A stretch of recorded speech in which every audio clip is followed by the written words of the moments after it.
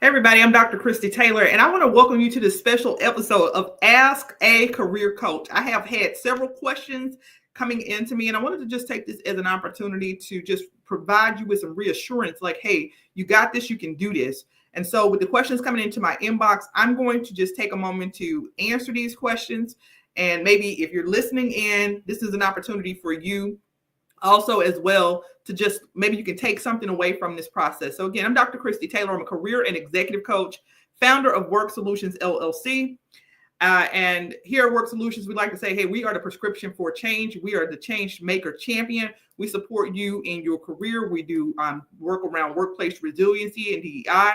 And so we're going to keep pushing this needle forward. So hi, Dr. Taylor. My name is Marcus. I was recently furloughed from my job in HR. And it feels like, so I think I have about 5 or 6 questions that came in. So I'm just going to start with the one that was sent to me by Marcus. And then we're just going to go from there. Okay. So hi, Dr. Taylor. My name is Marcus. I was recently furloughed from my job in HR. And it feels like my career is on pause with DEI roles disappearing. In many companies, I'm feeling discouraged about my future in this field. What should I do? Okay. So the first thing that I always tell you is that, right, when you're working for a company, whether it's the government, military, whatever their policies are, right, you have to align yourself with that. In terms of the work that you do in your private business, that's going to be different. So if you do consulting in private business or speaking, then you can continue that. You should be able to continue that work forward. So now you're in a space where maybe you lost your job as a result of transitions or policy changes, and so you can either go out and look for an opportunity, because not every organization no longer does DEI work. So you can go out and look for opportunities. You can start doing consulting, or you go into an organization. If it's just not, maybe you have crossover skills and you go into an organization, and maybe if that's not a part of their policies, you just focus on keeping it professional and doing the work in alignment with whatever their policies are, as long as it's not like impacting your personal value. So again, I want to acknowledge that this can be really a tough situation, and being furloughed, especially when it feels like your entire industry is shifting, it can be unsettling. And like I just mentioned, there are going to be many companies that are pushing away and doing away with DEI roles and a lot of this has occurred in recent months. But that doesn't mean that your skills and your expertise, Marcus, that is not valuable, because the principles of diversity, equity, and inclusion, as well as accessibility, because people tend to forget that part, this is still critical to many companies. And even if they're being embedded in a different role, or maybe the title change, in terms of how to approach that, just remember that you still have a skill set of fostering dynamic conversations, problem solving, building teams, connecting with people. So those are all crossover skills that even if you were to move into something like a coaching or facilitator role that's not directly related to that particular title, you still have a skill set that can be introduced. Thanks, Dorothy, for tuning in today. Please feel free to go ahead and throw your question in the chat. I'm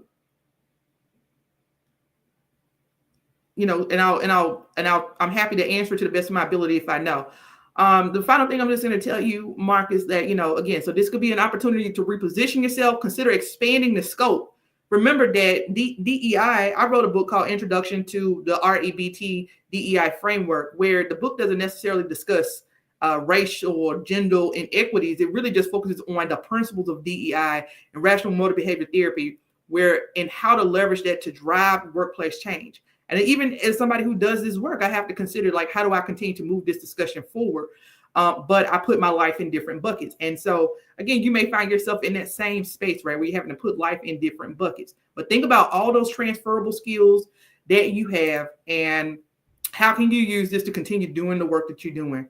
Use this time that you're furloughed to strengthen your network on LinkedIn, connect with professionals in adjacent roles, and upskill in areas like change management and leadership coaching. Again, look at where those crossover skills are, because you're not out of the game. You're just at a point of transition. This is just a career pivot.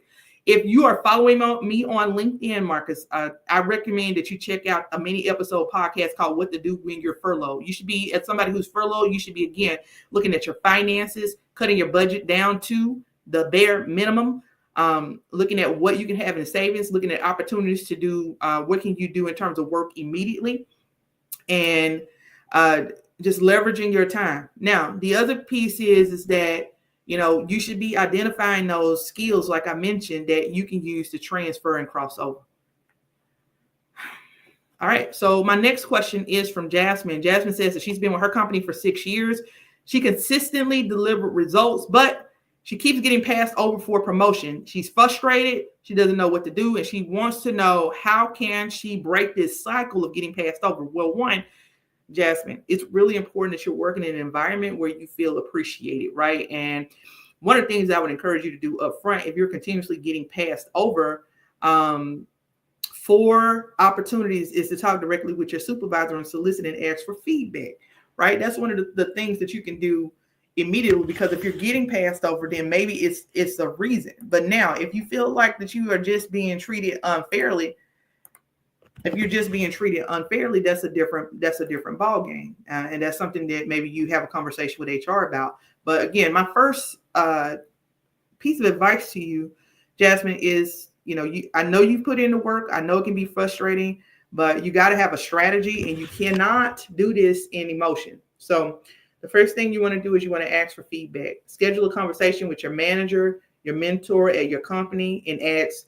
what would have made you a stronger candidate for the next leadership opportunity. You might discover that there are gaps in your skills, visibility, and internal positioning. Now, one thing that I'm going to tell you is that if you know that you are projecting yourself to want to move to a next level leadership type of role, you should really be planning it months in advance. Like, you should be doing the work as if you're already working in that, because people have different ideologies on promoting people based on leadership, right? I believe in this person, if they're displaying the skill set, then they should be promoted into that next level role because they are displaying the ability to do it. Now, that's my style as a hiring manager. Some people promote based on potential, right? To me, if you are trying to position yourself for a next level leadership type role, then you should already be doing the work, displaying the attributes that are going to make you successful in that position.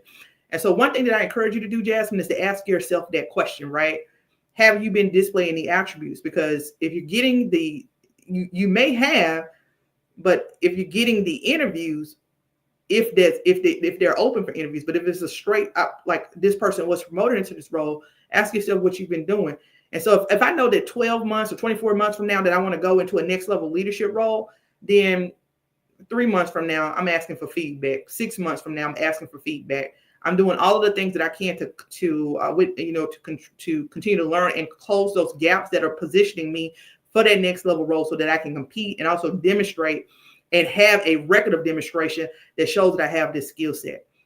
And I think that really goes into the second thing that I wanted to say to you, Jasmine, is that you got to make sure that your leadership sees your impact.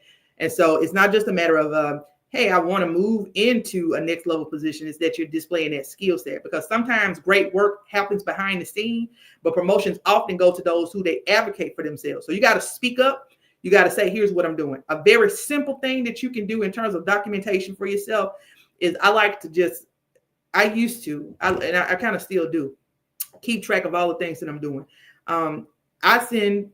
In the past, I have sent productivity reports to my supervisor, even if they didn't ask for them. I would just say, hey, here's a list of all the things that I did, throughout the month, because you need to be keeping tracking and advocating for yourself in the way that you do that, so that if you're going into those feedback sessions, even if they're not asking for, hey, look, I just want to share with you, here's a list of things that I really was able to accomplish for the month. Do you have any feedback on how I continue to improve? Because you're kind of doing double documentation in that, right? You're sharing information with them.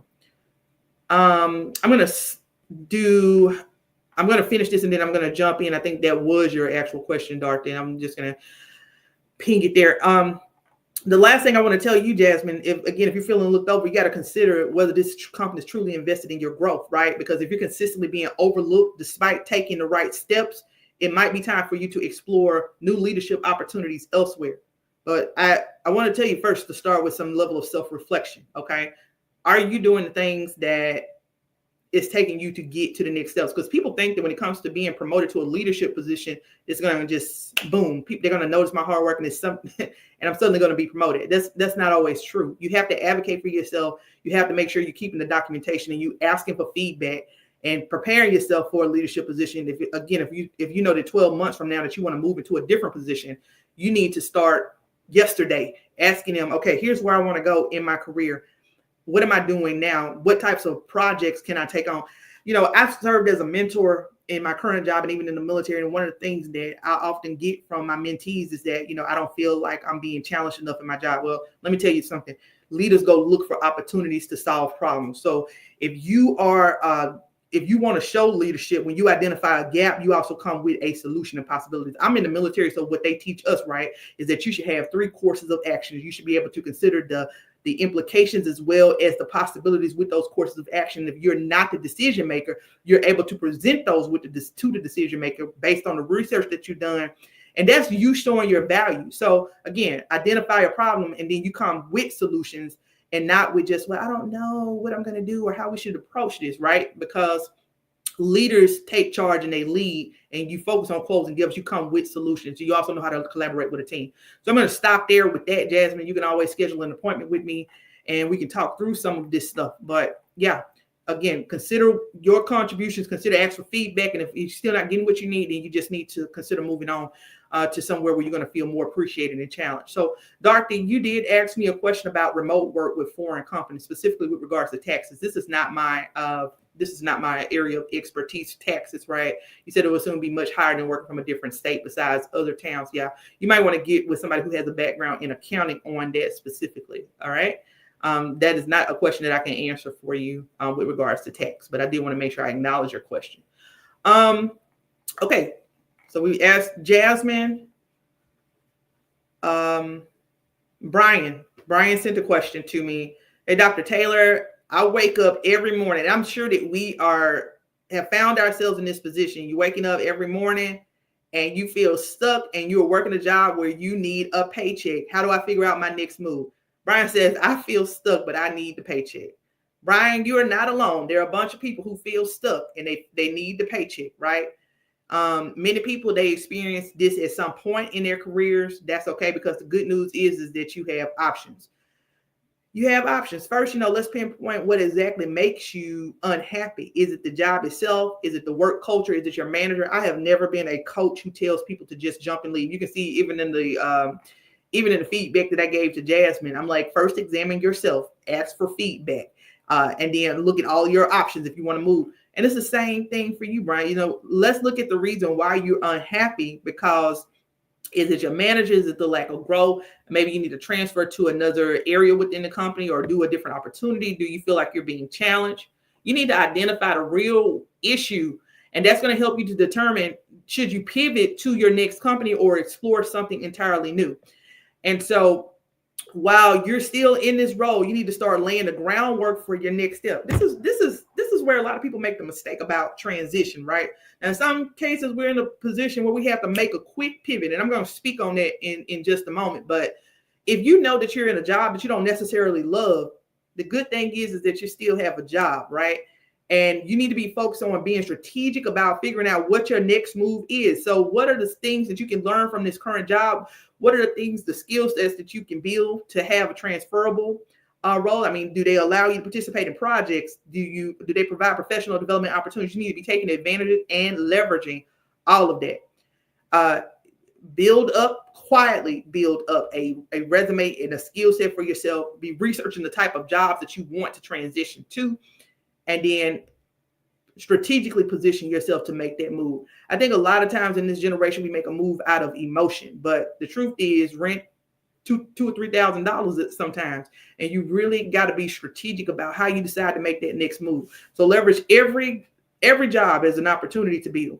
When I first started my career in health science, one of the things that I did was I didn't have any work experience doing field work. I went out and did volunteer match. And I think I talk about that on one of the podcasts I got field experience, and that allowed me to easily transition into a role. You have to work the system, right? Because you don't control it, but you work the system. So remember that a job should be more than a paycheck, but you need to be strategic if you're already in a position. I have never been a career coach who says you should just quit today. Don't do anything out of emotion. Make no moves out of emotion. Plan this process and then move strategically. Now, I'm going to address, if you're in this position where you've had to make a quick career move, right? You have to pivot. You don't have time to be stuck in your emotions. You have to pivot. So I just want to put that out there to you that right now, if you're in a position where you're listening in and you know that, hey, I'm going to possibly lose my job, I'm furloughed, look at the skill sets that you have and make the pivot now. Okay, make the pivot. You should be applying for jobs. And in that case, you might not have had an opportunity to be strategic in your approach because maybe you have to take care of your family. But maybe you can find you a transition role, or make sure you updating your resume and you're seeing what's out there and begin to match your skills, because it happens, right? It happens where people get laid off. They have to make sudden transitions. Okay, I think I have time for one or two more questions, and I might pop back on here tomorrow with some additional questions. So this is going to serve as my podcast episode for today, because I want to do whatever I can to support help folks. I'm actually going to be doing open office hours today. So if you, we put the link in some of our private groups. So if you're part of those groups, those membership groups, please drop in, bring your resume. Let me give you some feedback and support you, right? I'll take this last question from, I'll go as long as I can till about 2:30. This question from Anita. Anita says, I've been a registered nurse for 12 years, but I'm feeling the burnout from long shifts and high stress environments. I'm considering transitioning to healthcare administration. And Anita, this is right up my alley, because, when I started Work Solutions, we really will focus on helping healthcare professionals, but she's asking here for advice. She don't know where to start. Well, again, it depends on the type of nursing that you've done. Keep in mind that you've done clinical documentation, right? So in some sense, you've done quality assurance, clinical documentation. You're used to using electronic health records. So start with all those things that you've done in the sense of clinical documentation, record reviews, patient education. All of that stuff is transferable, especially if you want to move into an administrative style environment. To some point as a nurse, you may have done compliance, right? So keep that in mind. So for your years of service and burnout in healthcare, people tend to get burnout. And burnout, it can be a real challenge, especially when you're doing those clinical roles. But who's to say that you moving into healthcare administration is going to change the burnout? Because there's a shortage overall of professionals in the healthcare field. One of the first things is, outside of the context of you identifying a new role, that I want to tell you is that you got to look at your own life and identify where you're going to draw the line in terms of seeking balance, right? Establish a clear line of boundaries in terms of how you're going to manage your life and what you want for your overall lifestyle. Once you identify, it's like, okay, here's exactly what I want out of my job. Talk to your boss to see, hey, can we change up my schedule? Can we get some balance here? And if that's not possible, then this is when you want to start considering your next move, because I believe that where you can, all job searches should be strategic. You want to do something. We have to go to work 8-10 hours a day. We're commuting hour and a half, like I commute an hour and a half. So all those things have to be taken into consideration when you're talking about doing a job that you love. Now that you have identified those things, then that's when you start your job search, because you got to know what is it that you want out of this next job. So you want to start by identifying the specific roles that interest you, and whether it's going to be case management, healthcare consulting, like I said, quality. You can even do some stuff in population health management. So once you have a target, so start with, again, setting a boundary for yourself about what it is that you want and where you want to go. Start with that and see if you can work that with the schedule you have, especially if you like the job you have. But if it's still too much and it's not feasible, then that's when you move over to the specific job search, the strategic job search, and focus on, okay, what are the boundaries that I want to have set, the quality of life that I want, what's the salary I want. Keep that in mind too. All right. But there are different things that you can do: healthcare consulting, case management, quality assurance, population health management. And once you get a target, you tailor your resume to highlight those leaderships. I have had many of clients that are doing bedside nursing that I have transitioned to telehealth or compliance. I mean, I have clients all the time, if you look at my feedback on my website, that I help to make these transitions. So also, the one thing I want to point out to you, because I'm going to answer this set and then I'll pop back on tomorrow. You need to consider like additional certifications. Like people used to say, Dr. Taylor, you love a good certification. I sure do, because I get, if there's an opportunity available, I pay at my resume. I'm in the middle of a career transition right now. Some of those very certifications that I've had over the years is what's my saving grace. So even as a career coach, right, we experience career transitions. And I think that that's even better in terms of me giving you advice, because that like, hey, this is a real person having a real experiences as well. I might not say it live on the air exactly what the transition looks like, but we all go through it when we make these transitions. So you having things like maybe to boost up your resume is, okay, like I want to leave this job in 6 months. Maybe you go get certified as a case manager or a project manager, or take a certification test in an area that will allow you to transition, and then you tailor your resume to that. Be strategic if you have time. The last thing I'm going to tell you, Jasmine, is that you got to network, right? Networking is key. You need to connect with professionals that have already made this transition. Reach out to people on LinkedIn. Join professional organizations like American College of Healthcare Executives. ACHE is full of nurses. And those are people that you can connect with and get mentorship with, because they have already made the transition. Just do some research online as well.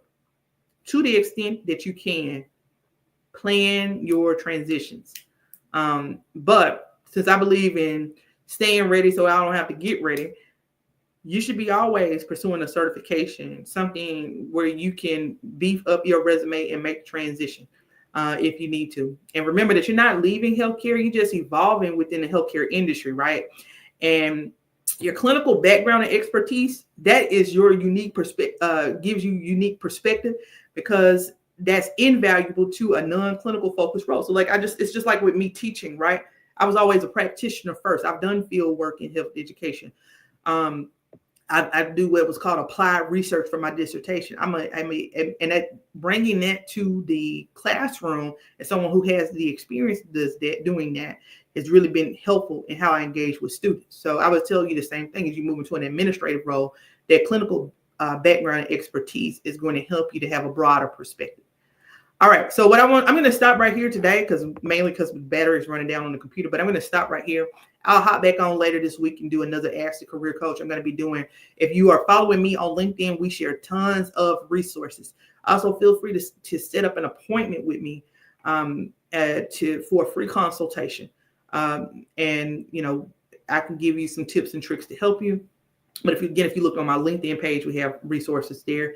I have free resources as well as paid. And so we want to do whatever we can to help and support you. So I'll begin popping on, answering questions, some of these common questions that I get, as well as offering office hours for people to pop in and with their resume or pop in and ask me questions. So Godspeed. I will see you later on this week. But if you're tuning in and listening to this, check out our LinkedIn page or check out our website at worksolutions, worksolutions.com. On March 6th, I'm going to be doing a free LinkedIn workshop, the LinkedIn playbook, a masterclass on how you can leverage LinkedIn to build your network. And I'll be hosting these workshops throughout the year. So again, I'll see you later on this week, and thanks for tuning in to today's episode.